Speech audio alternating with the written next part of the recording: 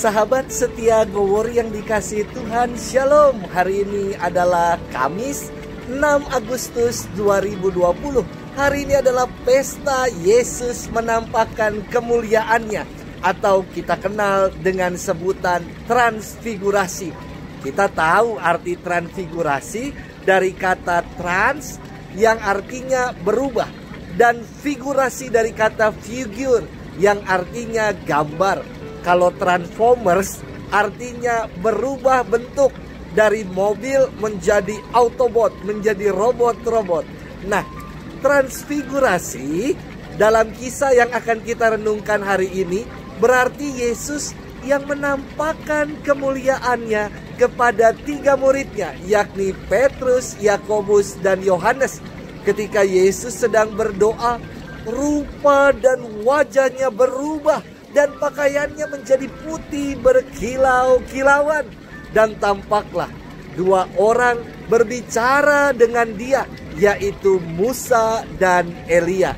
Petrus berkata kepada Yesus, "Guru, betapa bahagianya kami berada di tempat ini. Baiklah kami dirikan sekarang 3 kemah. 1 untuk engkau, 1 untuk Musa, dan 1 untuk Elia."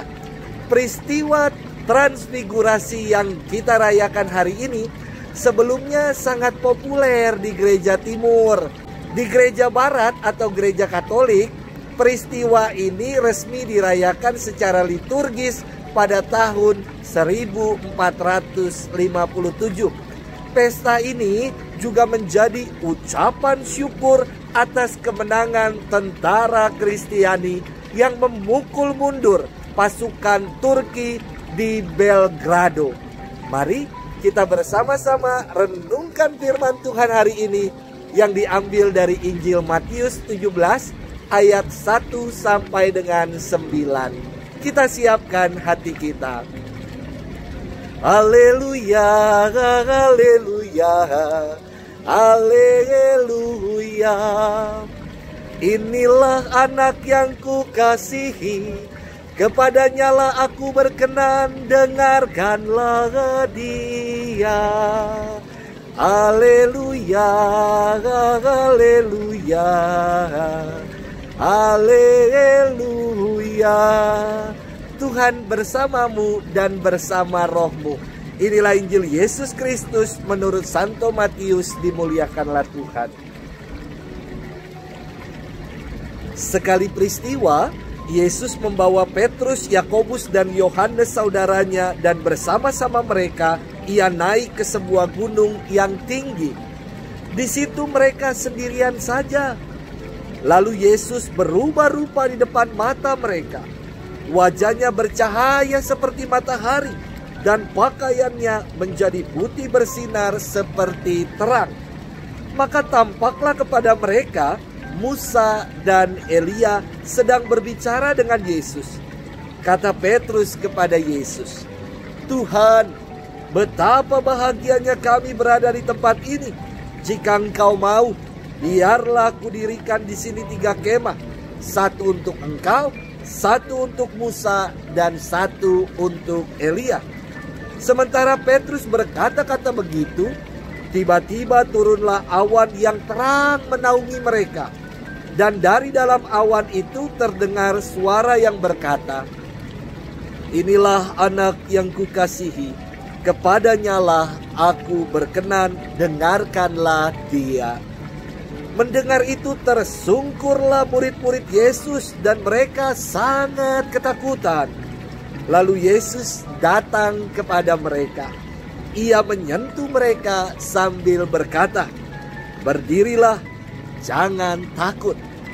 Dan ketika mengangkat kepala, mereka tidak melihat seorang pun kecuali Yesus seorang diri. Pada waktu mereka turun dari gunung, Yesus berpesan kepada mereka, "Jangan kamu ceritakan penglihatan itu kepada seorang pun sebelum Anak Manusia dibangkitkan dari antara orang mati." Demikianlah Injil Tuhan, terpujilah Kristus.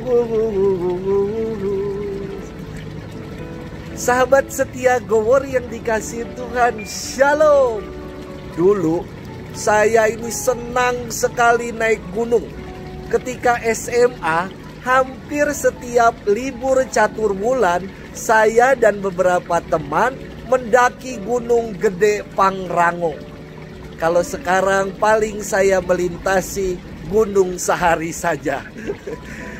Awal-awal naik gunung rasanya semangat sekali. Ketika pertama kali saya naik gunung, rasa deg-degan ketika mendaki menghantui diri saya. Jalan di malam hari hanya pakai senter, pegel karena jalannya mendaki, dan sangat berbeban berat karena membawa tas carrier yang besar-besar. Namun saat sampai di puncak dan menyaksikan peristiwa matahari yang terbit, segala lelah dan beban terbayarkan. Rasanya sungguh bahagia sekali dan sampai mengeluarkan air mata. Sahabat setia Gowor yang dikasihi Tuhan, pengalaman beriman kita juga sama dengan pengalaman naik gunung. Ada masa-masa yang menggetarkan, termasuk saat pandemi saat ini.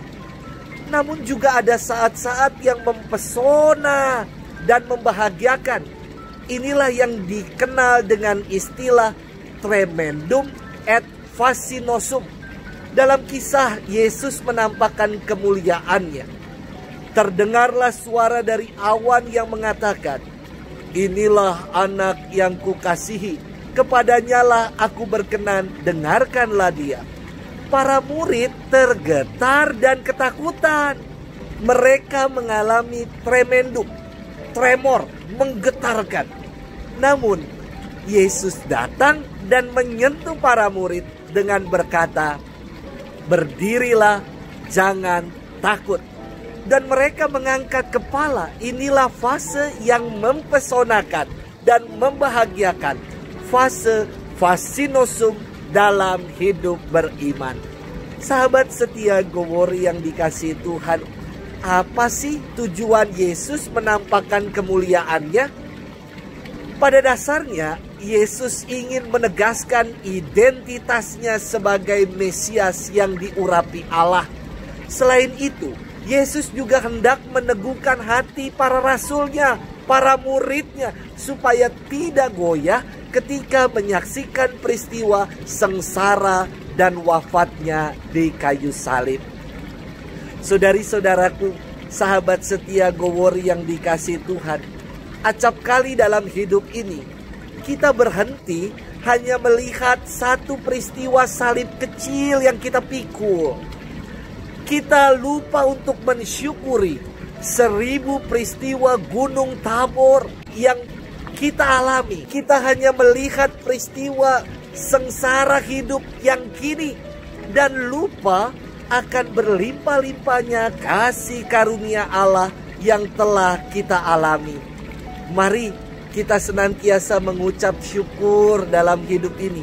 Selalu ada saja dinamika yang menggetarkan, namun ada juga yang mempesonakan dan menarik hati. Tuhan senantiasa ada bersama dengan kita dan berkata, "Berdirilah, jangan takut." Tuhan memberkati kita sekalian di dalam nama Bapa dan Putra dan Roh Kudus. Amin.